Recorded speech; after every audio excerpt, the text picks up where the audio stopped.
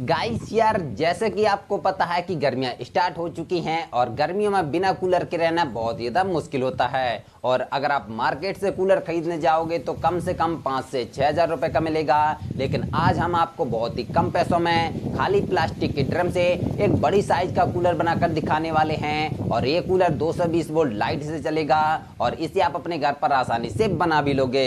तो गाइस यार, वीडियो के एंड तक बने रहना और वीडियो पसंद आए तो वीडियो को एक लाइक जरूर कर देना। गाइस, सबसे पहले हमने एक खाली ड्रम लिया है जो कि 100 लीटर का है और ये मुझे 500 रुपये का मिला है। आपको ज़्यादा या कम कभी मिल सकता है। और इस ड्रम से हम कूलर बनाने वाले हैं। तो सबसे पहले इसके एक साइड पर हमें चौकोर कटिंग करना है कूलिंग पैड लगाने के लिए। तो पहले हम इसमें मार्किंग लगा लेते हैं ताकि हमें कट करने में आसानी हो।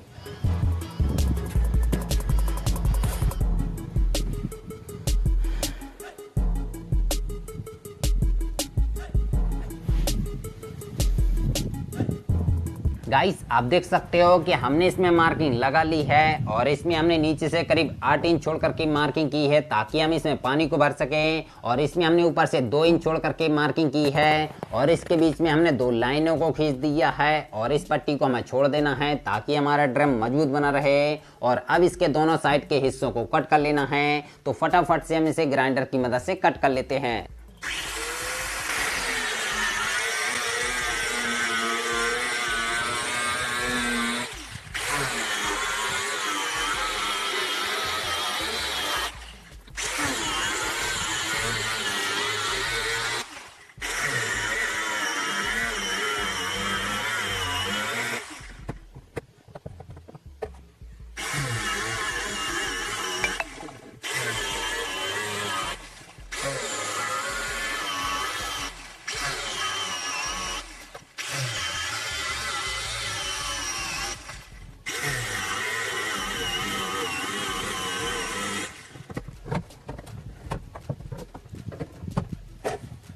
तो भाइयों, हमने इसकी कटिंग कर ली है और अब इसके आगे साइड पर हमें एक फैन लगाना है। तो इसके लिए हमने ये 12 इंची का एग्जॉस्ट फैन लिया है। ये मुझे 900 रुपये का मिला है 1 साल की वारंटी के साथ। और ये एग्जॉस्ट फैन 220 वोल्ट एसी पर चलता है और ये बहुत ही ज़्यादा पावरफुल है। और इसे हम अपने ड्रम के आगे साइड लगाएंगे। तो इसे लगाने के लिए हमें इसकी साइज का इसमें एक होल करना होगा। तो इसके लिए हम क्या करते हैं कि इसके जो कोनों पर 4 नट बोल्ट कसे हुए हैं, इन्हें हम खोल करके इसके फ्रेम को निकाल लेते हैं।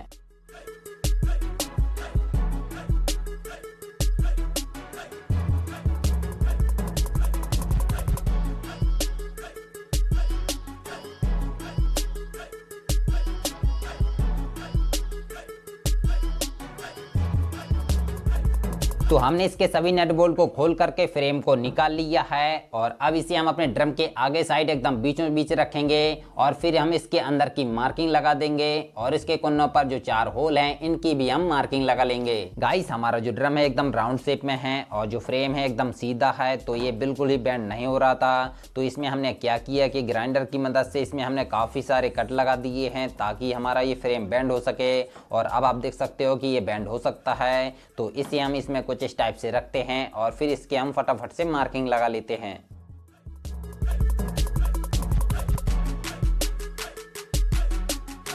तो हमने इसकी मार्किंग लगा ली है और अब इस मार्किंग के निशान से इसे हम कट कर लेंगे।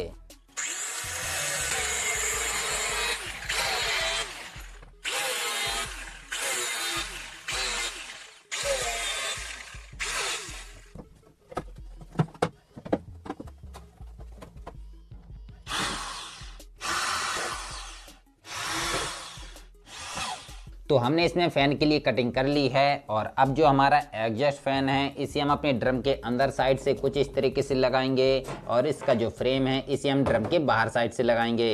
तो इसे लगाने से पहले हमें एक जाली लेना है और इस जाली को हमने इस होल से थोड़ी बड़ी साइज का कट किया है और इसे इसके आगे साइड लगाना है ताकि इसमें कोई भी हाथ ना डाल सके। क्योंकि अगर हम इस जाली को नहीं लगाते हैं और इसमें किसी ने हाथ डाल दिया तो उसे चोट भी लग सकती है। तो इस जाली को लगाना ज़रूरी है। तो सभी को हम फटाफट से लगा करके नट बोल्ट की मदद से कस लेते हैं।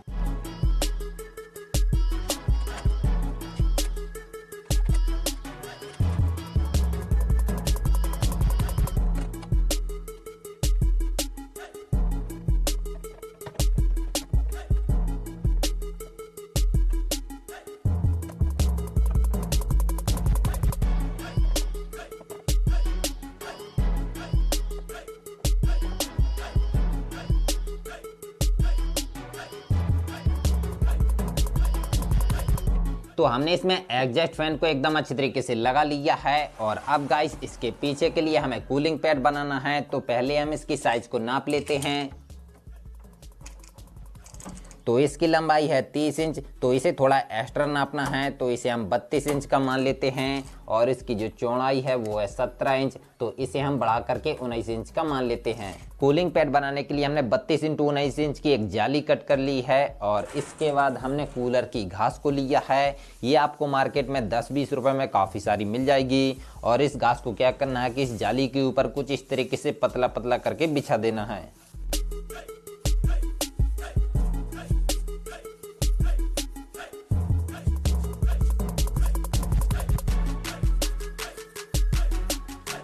गाइस आप देख सकते हो कि हमने जाली के ऊपर घास को एकदम पतला पतला करके बिछा दिया है। और अब इसके बाद हमने इसी की साइज की एक और जाली कट की है और इसे हम इसके ऊपर कुछ इस तरीके से रखेंगे और फिर इसे हम तार की मदद से बांध देंगे।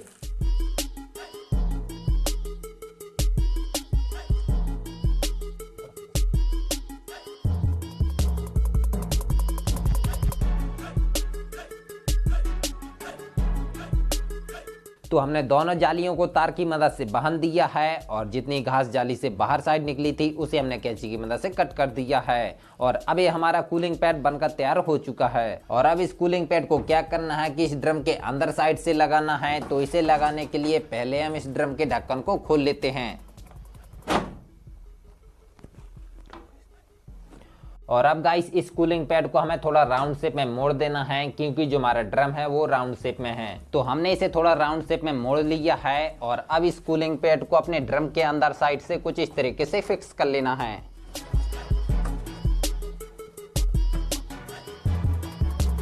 तो गाइस हमने कूलिंग पैड को इसमें अच्छे तरीके से फिक्स कर लिया है। और अब इसे ऐसे ही रोके रखने के लिए हमें क्या करना है कि हमें लेना है स्क्रू और बासर। और इन दोनों को क्या करना है कि इस ड्रम के अंदर साइड से कस देना है, ताकि हमारा कूलिंग पैड अपनी जगह फिक्स बना रहे।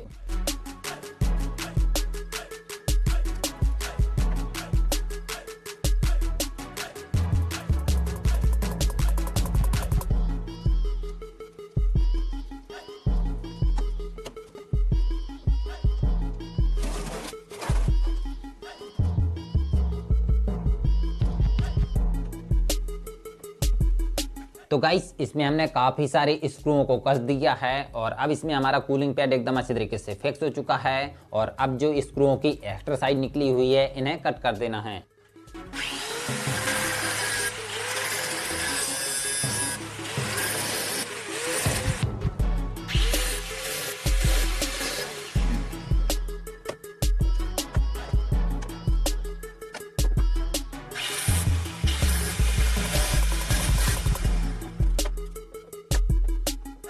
तो हमने सभी स्क्रूओं की एक्स्ट्रा साइज को कट कर दिया है। और अब इसके बाद हमने एक वाटर पंप लिया है, ये मुझे 100 रुपये का मिला है। और इसके बाद हमने कुछ इस टाइप की एक 2 मीटर की पाइप को लिया है और इसके एक सिरे को हमने हीट करके चिपका दिया है। और इसका जो दूसरा वाला सिरा है इसे वाटर पंप के आउटपुट वाले पॉइंट से कनेक्ट कर देना है। और अब इस वाटर पंप को अपने ड्रम यानी कि कूलर की टंकी में कुछ इस तरीके से डाल देना है। और इसकी जो पाइप है इसे कूलिंग पैड के ऊपर कुछ इस तरीके से लगाना है। तो इसे लगाने से पहले इसमें हमें काफ़ी सारे छोटे छोटे होल कर देना है, ताकि पानी बूंद बूंद करके हमारी कूलिंग पैड के ऊपर गिरता रहे और हमारा कूलिंग पैड अच्छी तरीके से भीग पाए। तो इसमें हम सोल्डर आयरन की मदद से फटाफट से होल कर लेते हैं।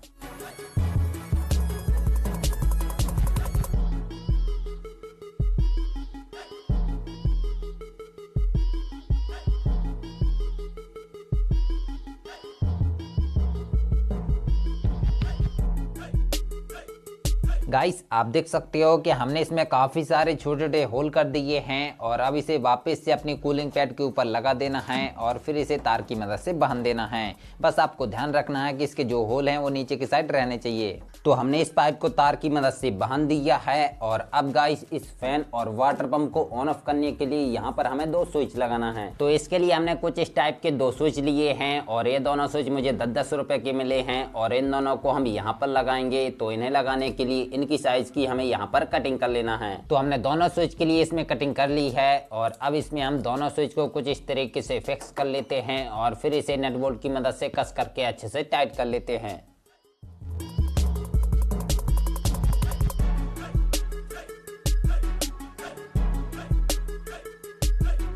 तो गाइस हमने दोनों स्विच को अच्छी तरीके से फिक्स कर लिया है। तो चलिए अब हम इनके कनेक्शन कर लेते हैं। तो सबसे पहले हमने कुछ इस टाइप के एक प्लग केबल को लिया है और इसके वायर को इस होल की मदद से अंदर की तरफ कुछ इस तरीके से निकाल लेना है। और अब इस केबल के दोनों वायर में से किसी भी एक वायर को लेना है और जो एग्जॉस्ट फैन के वायर हैं इनमें से भी हमें एक वायर को लेना है और जो वाटर पंप के वायर हैं इनमें से भी हमें एक वायर को लेना है और इन तीनों वायर को आपस में जोड़ देना है और फिर इसमें हमें टेपिंग कर देना है। आप देख सकते हो कि हमने इसमें टेपिंग कर दी है। और अब जो हमारी मेन केबल का दूसरा वाला वायर है इसे दोनों स्विच की एक एक लेग से कनेक्ट कर देना है और फिर इसे स्क्रू ड्राइवर की मदद से कस के अच्छे से टाइट कर देना है। और जो हमारा एग्जॉस्ट फैन का दूसरा वाला वायर है इसे स्विच की दूसरी वाली लेग से कनेक्ट कर देना है और जो हमारा वाटर पंप का दूसरा वाला वायर है इसे भी दूसरे वाले स्विच की दूसरी वाली लेग से कनेक्ट करके अच्छे से कस देना है। तो गाइस हमने इसके सभी कनेक्शन को एकदम अच्छी तरीके से कर लिया है। और अगर आपको इसके कनेक्शन समझ में नहीं आए तो आप इस डायग्राम को देख करके इसके सभी कनेक्शन को अच्छी तरीके से कर सकते हो। तो फाइनली हमारा कूलर बनकर तैयार हो चुका है। तो चलिए अब हम इसे चला करके देखते हैं। तो सबसे पहले हम इसके ढक्कन को खोल लेते हैं और इसमें पानी को भर लेते हैं।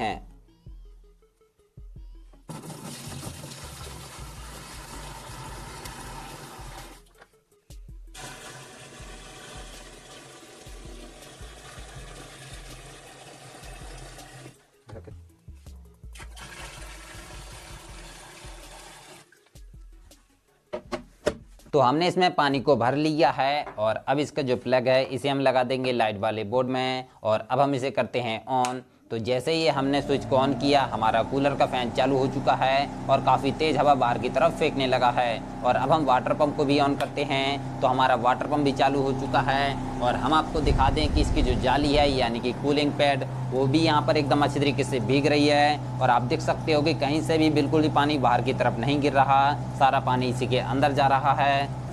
और गाइस आप इस कपड़ा को उड़ता हुआ देख करके अंदाज़ा लगा सकते हो कि जो हमारा कूलर है वो कितना ज़्यादा पावरफुल है। एक बार हम स्विच को ऑफ करते हैं और फिर इसे ऑन करके देखते हैं। आप देख सकते हो कि हमारा कपड़ा उड़ना बंद हो चुका है। और अब हम वापस से स्विच को ऑन करते हैं। तो जैसे ही हमने स्विच को ऑन किया आप देख सकते हो कि हमारा कपड़ा वापस से उड़ने लगा है। और आपको इसी में समझ में आ गया होगा कि जो हमारा कूलर है वो कितने अच्छे तरीके से वर्क कर रहा है। तो गाइस हमारा कूलर एकदम ठंडी ठंडी चिल्ड हवा दे रहा है। और गाइस इस कूलर को बनाने में हमारा टोटल खर्चा 1750 रुपये आया है। और अगर आप मार्केट से कितना भी सस्ता छोटा कूलर खरीदोगे तो कम से कम 4 से 5 हज़ार रुपये का मिलेगा। लेकिन इस कूलर को हमने बहुत ही कम पैसों में बना करके दिखाया है। तो आप भी ऐसा ही कूलर अपने घर पर बनाइए और गर्मियों में भी ठंडक का मजा लीजिए। तो गाइस आपको हमारा ये कूलर कैसा लगा नीचे कमेंट बॉक्स में कमेंट करके ज़रूर बता देना। और वीडियो पसंद आई हो तो वीडियो को एक लाइक ज़रूर कर देना। तो चलिए फिर अपनी अगली वीडियो मिलते हैं, तब तक के लिए जय हिंद जय भारत।